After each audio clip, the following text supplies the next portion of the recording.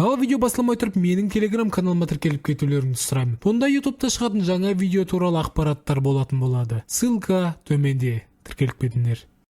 2020 жылы карантин кезінде керемет болды деп айта алмаймын. Бірақ қуанышқа орай күзде дәл сол жылы Қарапайым қайрат деп аталатын сериал шыққан болатын. Және лезде өте көп қаралым жинай бастады. Және мен де осы сериалды көрген болатынмын. Және қазір сендерге бірінші маусымына обзор жасап кетейін деп шештім, егер көрмеген болсаңдар. Ал сендерден сұрайтын, каналыма тіркеліп лайк басуды ұмытпаңыздар. Себебі осы заттар менің каналымда мұны зор үлес қосады. Ну и комментарий жазсаңдар, маған жазды ма? Ой, молодцы кеп. Қарапайым қайрат шыға салы өте танымал болған проект. Себебі сериалда қарапайым ауыл жігіттерінің оқиғасы айтылады. Олар бізде үш достар абрикоста, оның біреуі қайрат, жұмыссыз. Осы сериалдың басты кейіпкері жастайынан боксқа қатысқан және өзінің анасымен және братчикасымен бір үйде тұрады. Өкінішке орай оның әкесі жастайынан қайтыс болып кеткен, сондықтан әкесі өскен кейіпкер. Және қайраттың сүйген бір қызы бар. Және оның достары Жеңіс пен Туча, екеуінде жұмыстар жоқ, жүрген қуғындар. Жеңіс бізде бойы қысқа, бірақ духовист. Бірақ духының барына қарамастан әйелін және енесінен оңбай таяқ жеген сәттері бар.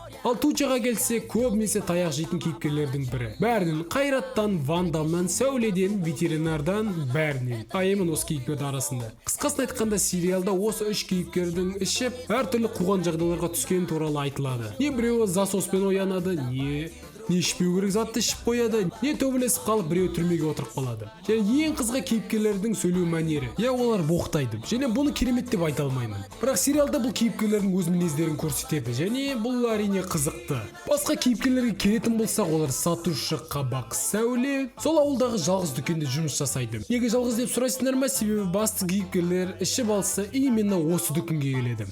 Может, Сәуле үшін шығар, может, басқа жақта қарызға бермейтін шығар, бәрі мүмкін. Участковый братан, ауылдағы участковый және де Қайраттардың братаны. Өзіншіл, бірақ бұл кейіпкермен де қызықты жағдайлар өте көп болған. Ван Дам, ол бізде вайын және де Қабақ Сәулені жақсы көреді. Бірақ ол өліп қалады. Өкінішті.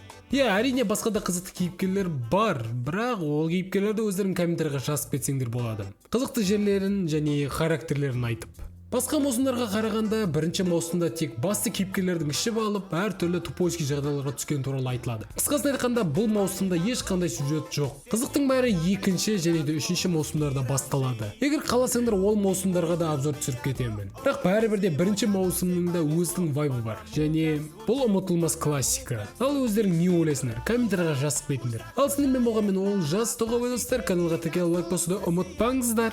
Сау болыңыздар. Мы желаем всем добра, давайте друг другу всегда говорить: ай, молодец, молодец, ай, молодец.